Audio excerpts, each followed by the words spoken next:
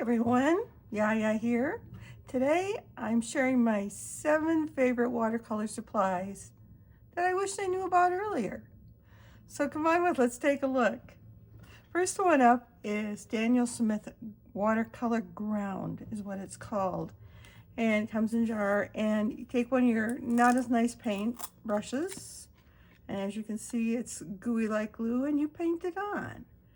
So as an example of what I did is we play train dominoes a lot with some of the younger art critics, and this is our station if you've ever played it, and your domino's set in here and the double domino goes in there. But I don't have jigsaw to do this out of wood, so I did it out of a box and painted it with the white watercolor ground, and I think it took 2 coats.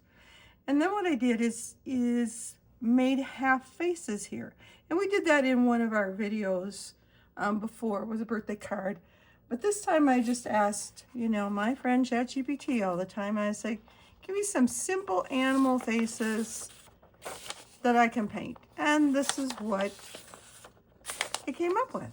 So even the bent ear on the pig, if you notice the pig has a bent ear. So I thought those were kind of fun. I just painted the colors I wanted to paint them. And that's what you can do with watercolor ground. You can put it, I believe, on any surface. You can put it on wood, you can put it on acrylic, you can put it on whatever. And it just makes this matte finish that you can paint on. So Daniel Smith Watercolor Ground.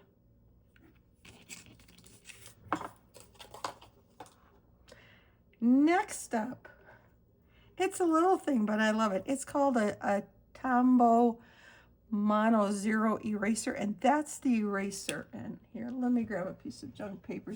I was so frustrated all the time because when I do try to draw, you drew here and you drew here, and then you had intersecting lines, but you don't want those showing. To try and get in there with my kneadable eraser is not the easiest thing. But this little thing clicks like a pencil. Pull out more eraser. You can get in all those tiny spots that you need to get into to erase them or lighten them up, whichever the case may be. So again, I think it's $5 and some change on Amazon. Tombow makes it. I love this thing. So handy little eraser. Oh yeah, it does have refills for it, by the way. Handy little eraser. Next up, and I showed this one recently, and it's called a Crafter's Tool Eraser. It's for taking off masking fluid. And I've been painting for just a little over a year now. When I started, I wished I would have had this to begin with. It's for taking off masking fluid when it's dry. Instead of making sure my hands are washed and clean and sitting and rubbing it off, this thing will just take it right off. So again, $5 some change on Amazon. I love this thing. I use it every time I have masking fluid. I use my eraser. Next up is my corner punch. And I use these, I make quite a few bookmarks. They make really handy little gifts. You can buy some 3x8 envelopes. They're a little wide and a little bit longer, but they fit in there very nice, and they make great gifts. So this one is using the round. This one is the round. It's a set of 3. And so you have round corners. This one is probably second favorite. It has the little notch in it, but they're rounded corners. I like that. And then the third one is what it probably has a real name, but I call it my gift tag punch. And so it has, you can go, all these have 3 sizes on them, by the way. So here's the smallest one, here's the largest one on this corner, and I just a punch to show you, like for the Christmas gift tags, birthday gift tags, whatever. This one makes a cute punch for the gift tag corners. So again, set of 3, I don't remember the price, $13, $14, I believe. But again, just if you're into bookmarks, if you're not, but you want cute corners, it's a tool for you. Next up, and this one we're actually going to demonstrate. This is Dorland's wax, and I found this from several of the other watercolor videos that we watched in the past. And basically, it protects your painting. So the gal that was showing it when I watched it dripped water on it afterwards to show that it repels water on your painting. So this was done for one of the in-house art critics. He's a Monument Valley fan. This is the Left Mitten Butte, my attempt at it anyway. So I had not protected this one. This is what the wax looks like. I just put it on with a paper towel. So you get yourself a goodly little amount on there and you just put it on. And gently rub. You do want to make sure your painting is dry before you do this. Get a little bit more down this. And you can feel where you've done it and then where you might need a little bit more. I know you can't see on camera, but down at the bottom where I finished off, it was a little, didn't have enough. You put it on just like that. And then I take and remove the excess because sometimes it's like my drawing, I don't put it on particularly straight or even. So just take yourself a clean paper towel and wipe the excess off. And then again, let it dry. I don't know if you can see, but there was some excess on there. Let it dry. So again, I know there's some generic brands out there, but this is the one that she had recommended in her video. And it's Jacquard Dorland's wax, and I really like it. I have not been disappointed in it.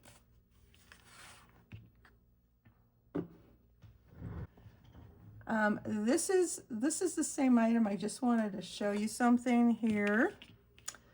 This is, again, the Daniel Smith, but if you notice, this is transparent watercolor ground. The other one was white, and it gave me that nice white background.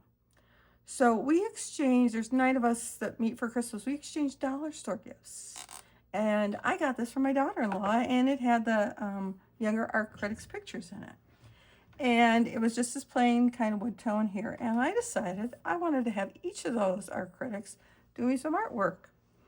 So what I did is I used the clear ground on there. So this is the color that they were, except there's clear ground on it. And one likes to paint, and the other one just likes to draw. So the painter did me this, she wants to be an astrophysicist, drew me this universe kind of picture here, which I love. And the other one who likes to draw likes to play Minecraft. So this is a Minecraft house. And I don't know if you all know what Minecraft is, but it's an online game. And good old Yaya here plays it with them. Don't laugh, I do. But anyway, there's like, these are made out of stone. If you could see the stone markings in there. And I don't remember what these might be just out of wood. But anyway, I had them each do their own frame. And then I'm going to put their pictures back in there. So for a dollar store find, it was great. So once they had, this is just one of my drawing pencils, you know, just like you see me use here. This happens to be a Faber-Castell one that I gave him to draw on there with because he prefers to draw. Then to finish this and protect this, since it was wood, and I've used this actually on some of my paintings before as well. This was another one that was recommended in another video. And basically it's non-yellowing protection for oil, acrylic, and watercolor things. So I did put 2 coats of this on here, and I can't smear that pencil marks up there even if I try. So again, another way you can spray it directly on your paintings, but it's handy to have a can around. And last but not least,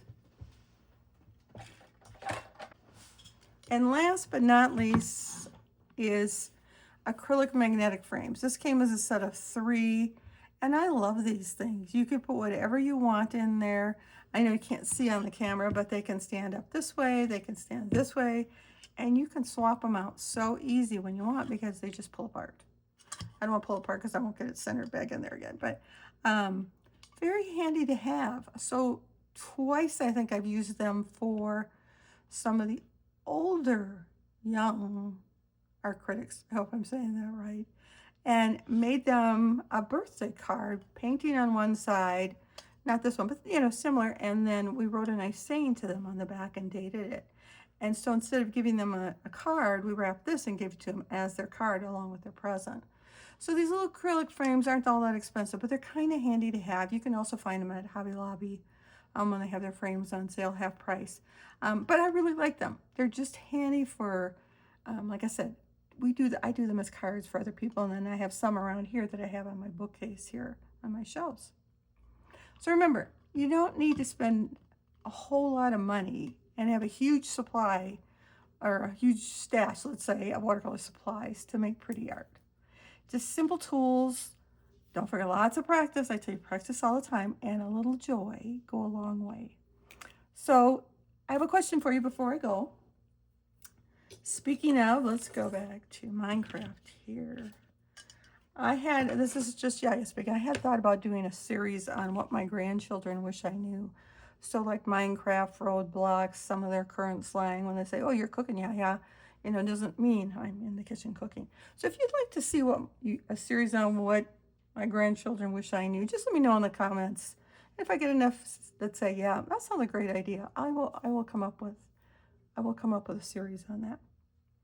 So as always, let's close with Yaya's Irish blessing. May the Lord bless you and keep you.